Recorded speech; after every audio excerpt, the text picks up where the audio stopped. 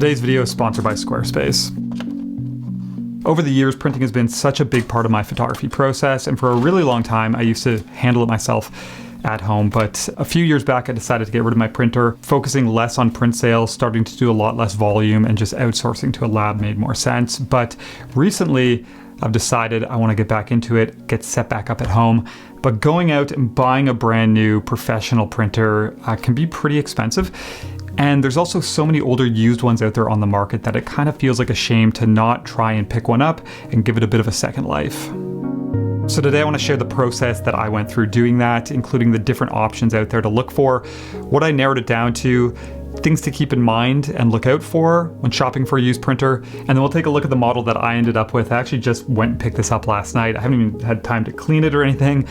Just ran some tests, a little bit of maintenance to make sure everything's working. So we'll make a couple prints with this, and I'll talk about why I think this is one of the best options out there on the used market. So I'll start by saying that there's definitely some risk involved with buying a used printer, and honestly, it's something that I never thought I would do, just because after owning a number of different brands and models over the years, I know how temperamental these can be if they aren't used regularly or maintained properly. You know, at the very least, these should be having maintenance cycles done or test prints done, say, weekly. If not, you can run into issues with like clogged nozzles and print head problems as well. So I was for sure hesitant to go this route, but a big thing is that I just didn't want to go and spend £700 on a brand new printer. So obviously the big benefit with going used is you can save a lot of money. Right now here in the UK, if you went for like a brand new A3 Plus pigment ink printer, you're probably around £700 mark, like I mentioned. But if you look for used models, even like a generation back, like this Canon Pro-10s, this one cost me £200, so you can save quite a bit of money. Also, when it comes to print quality, you know, this isn't like camera technology where every year something's coming out and it's drastically different. You know, with something like this from 2015 or 2016, it's only one model generation back, and in my opinion, if you're prepping and profiling your images properly, I think you'd be pretty hard pressed to see a difference in print quality between this and something that's brand new. Okay, so if you're completely new to the world of printing, basically there's two main brands. There's Canon and Epson, and they both offer kind of comparable models in a number of different sizes. So there's A3 Plus, which is 13-inch, A2, which is 17-inch, and then much wider than that as you get into like studio models. And you know, they'll have kind of their flagship models for each size, which then get replaced after a number of years. So for example, right now Epson has their P700, which is an A3 Plus, and Canon has their Pro 300. But then Canon also has a Pro 200, which is a little bit cheaper, but it uses dye ink instead of pigment ink. So what I decided on was A3 Plus that uses pigment ink, and then that'll let me print 13-inch wide and quite long as well. And then anything bigger than that, right now I have a gallery handling my sales, and they outsource to a lab. So as tempting as it was to go A2, those printers get quite a bit bigger, and also the upfront ink costs are pretty substantial as well. So I think A3 Plus is a really nice size and still gives you a lot of flexibility. Okay, so when I set out to look for a printer, my goal was to look at current models on the used market and then also go one model generation back. So for Epson, that meant their P700, which was released in 2020, and then their P600, which was released in 2015. And then for Canon, Pro 300, released in 2020, and their Pro-10, which was released in 2015. And this was actually the last printer that I owned as well, and I always loved it. If you want to get more risky, you can go a generation back with the Epson 2880 and the Canon 9500. But for me, already going back almost 10 years was long enough. Also, one important thing to keep in mind, you know, with something like this Canon Pro-10, even though this was released back in 2015, it was made until 2020. I'm sure people were stocking it until like, you know, 2 years after that. So you might get one of these and it might only be like a year old.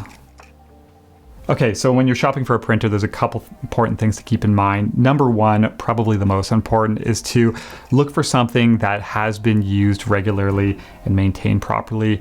These things are all over Facebook Marketplace and eBay, and you know, oftentimes you'll see them where they don't have any inks installed, but the person will say, you know, it was working great last time I used it, but you don't know if it's been sitting in a box for 6 months or 3 months or something like that. And you know, ideally, these are meant to be powered up and hooked up and have maintenance cycles run and test prints quite often, just because, you know, if you try and go for the best deal possible and get something that's been sitting, you're almost guaranteed you're going to run into problems with clogged nozzles and print heads.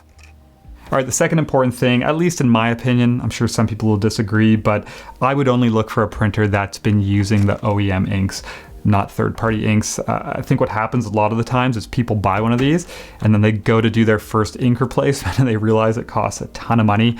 So they go and look for cheaper options. I did it with the first printer I had. I got like a refillable system, but that led to tons of issues for me just with like clogging and you know, bad print quality. So personally, I would only buy something that's been using OEM inks.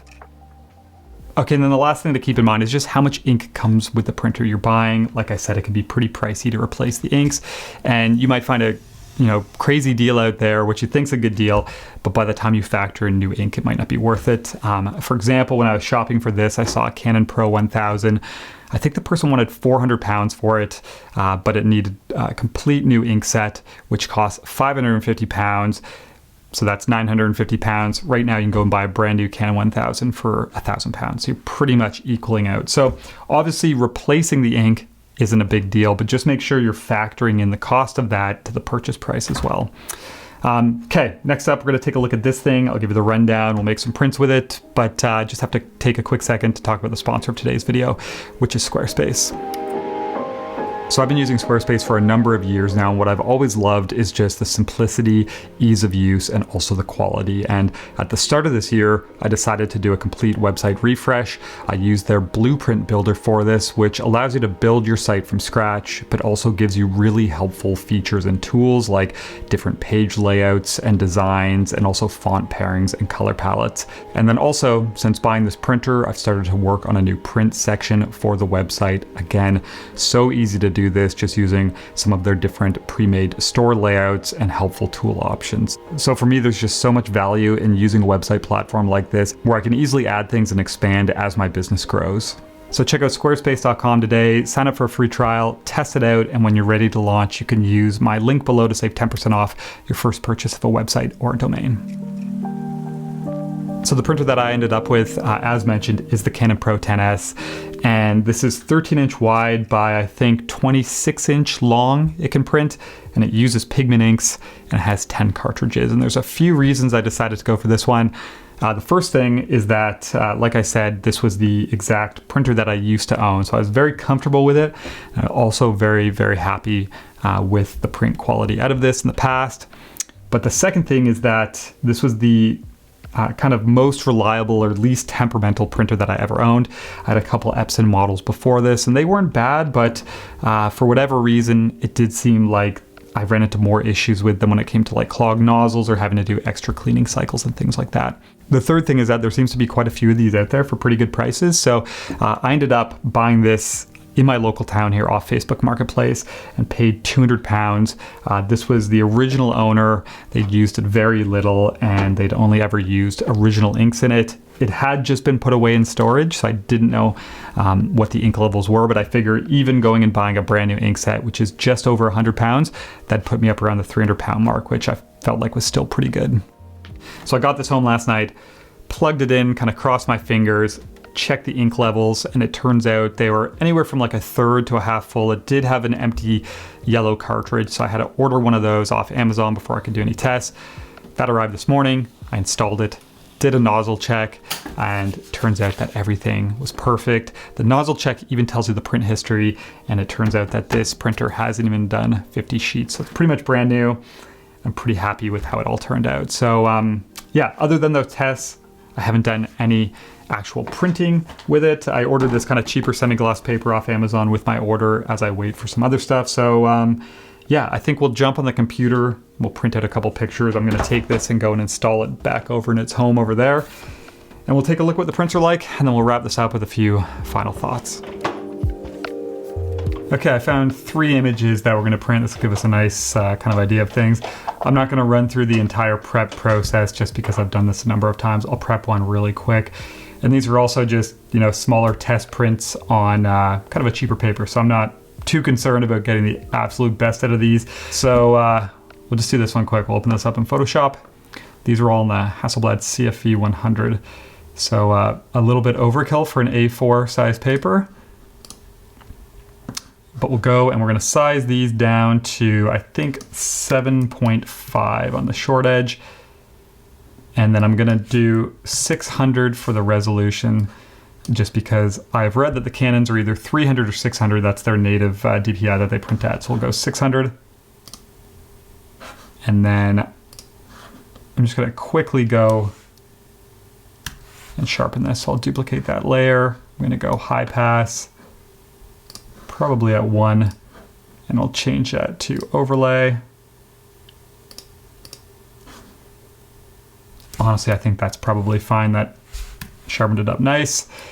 I won't go overboard for this one. And then we're just gonna go canvas size, change that to millimeters, give this a bit of a border. So I think A4 is 297 by 210. Looks good. And then the last thing is just quickly going to proof this. So I got so I downloaded an ICC profile off this Marut or however you say it, off their website. And that is it right there, Pro-10s satin. So that is with and without. Honestly, there's a little bit of a change. If I were, printing these to sell or as final prints, I may dig into a few tweaks, but I think I'm gonna leave it for this. So cool. I'm gonna go print this one. I'll prep the others. I won't show you that, and we'll go over to the printer and check them out. But the nice thing with this Canon 10S, Pro-10s, is it is wireless. So I have it all the way over there on the other side of the room with no cables, which is awesome. And I have Photoshop Manages Colors, Pro Satin, Relative Color Metric. Everything else should be good to go, and we will print this.